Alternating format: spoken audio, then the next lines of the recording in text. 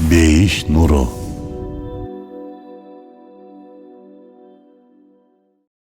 Мейримдүү, ырайымдуу Аллахтын ысмы менен. Саба эли үчүн алардын турак жайларында белгилер болгон. Оң жана сол тараптан эки бак. Эгеңердин берген ырыскыларынан жегиле жана ага шүгүр кылгыла. Бул өлкө сонун өлкө. Аллах кечиримдүү эге. Алар баш тарткан кезде биз аларга тосмону жаруучу сел жибердик да, алардын бактарын ачуу мөмөлүү жылгын жана азыраак суу өсүмдүктүү эки бакка алмаштырдык. Биз аларды капыр болгондугу үчүн жазаладык. Биз капырларды гана жазалайбыз. Ыйык Курандын бул кереметтүү аятында Саба аттуу эл тууралуу жана алардын шүгүрсүздүгүнүн айынан аларга келген сел апаты тууралуу айтылууда. Аятта сел Сайлул Арим, тагыраак айтканда Арим сели деген ат менен аталууда. Бул ат селдин пайда болуу шекилинде туюнтууда. Арим сөзү ташкынды селди токтотуу үчүн же көлмө токтотуу үчүн узата кырдалган жээк, башкача айтканда дамба деген мааниге келүүдө. Ал эми Сайлул сөзү сел деген мааниге келүүдө. Сайлул Арим сөзүнүн так мааниси тосмонун, дамбанын талкалануусунан улам пайда болгон сел деген мааниге келүүдө. Демек, селди же көлмөнү токтотуу үчүн курулган бир тосмолорду талкалап өткөн бир сел тууралуу сөз болууда бул жерде. Аяттын терең маанилерине кирерден мурда тарых илимине кайрылып көрөлүчү. Бул маселе жөнүндө эмне дээр экен? Саба маданияты азыркы Араб жарым аралынын түштүк тарабында жайгашкан эле. Саба эли соода иштери менен алек болгон жана ошол доордун маданияты эң эле өнүгүп өскөн бир коомдорунан эле. Илим техникада жакшы өнүккөн болчу. Муну ошол доордо курулган Мариб аттуу суу сактагыч далилдеп турат. Куранда да ушул суу сактагыч тууралуу айтууда. Мариб суу сактагычы жогорку технологиялык чеберчилик менен курулган.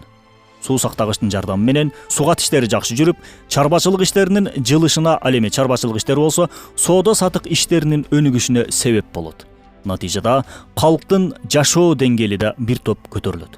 Суу сактагычтын сугара турган сугат жерлеринин жалпы аянты 9600 гектар жер болчу. Мунун 5300 гектары түштүк бөлүктө, ал эми калган бөлүгү түндүк бөлүктө жайгашкан эле. Бул эки бөлүктөн турган аймакка Саба жазма булактарында эки аймак деген ат берилген. Аяттагы оң жана сол тараптан эки бак деген кезде ушул аймак назарда тутулууда. Илимий изилдөөлөрдүн натыйжасында бул суу сактагыч өтө эски доорлордон бери бар болгондугу жана чарбачылык иштери үчүн пайдалуу болгондугу тууралуу жазылган. Кийинчерээк суу сактагыч талкаланып, бүткүл жакты сел каптайт. Натыйжада сугат системасы бузулуп, чарбачылык бүтүндөй жок болот. Ал эми ажайып кооз болгон талааларды от басып, ачуу мөмөсү бар болгон дарактар басып кетет. Христиан археолог Вернер Келлер чынында ушундай бир суу сактагычтын бар болуусу жана анын сел аркылуу талкалануусу тууралуу дал өзүндөй кылып Курандын айтуусу чындыкты көрсөтүп турат деп өзүнүн Ыйык китеп чындыкты айтат аттуу китебинде Куранга болгон таң калуусун жашыра алган эмес. Чынында Курандын бул аяттары таң калтырбай койбойт адамды. Бул жерде тарых илими менен далилденген ушул маанилерди биле алабыз. Бул аят өнүккөн Саба маданияты тууралуу так маалыматтарды берүүдө. Сүрөнүн аты да Саба сүрөсү. Тарыхта да бул тастыкталды. Саба маданиятында чарбачылык жакшы өнүккөн, анын артынан өлкө да өнүккөн. Муну да аят кереметтүү түрдө айтууда. Археологиялык казуулар да муну далилдеди. Аятта чоң суу сактагыч тууралуу айтылууда. Тарыхый жазма булактарда ооба ошондой болгон деп айтууда. Аятта суу сактагычтын эки аймакты сугаргандыгы тууралуу айтылууда. Тарыхчылар да буга эки аймак деген ат берип кабыл кылышууда.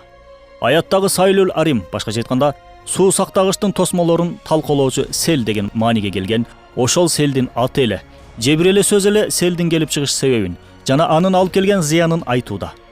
Атүгүл ордуна эмне өсүп чыккандыгына чейин айтууда аят. Бул аяттардын жана тарыхый фактылардын дал келүүсү эмнени далилдейт? Демек, Куран бир адамдын сөзү эмес, тескерисинче эзелки жана түбөлүктүү болгон Аллахтын сөзү. Куранда мындай тарых менен, археология менен жана башка илимдер менен тастыкталган аяттар өтө көп. Болгону биз инсандар бул аяттарды изилдеп, андан сабак алышыбыз керек. Бул окуяларда биз үчүн сырлар жана өрнөктөр бар. Курандын Рысөлөй Нур аттуу тафсиринен алынды. Бейиш нуру.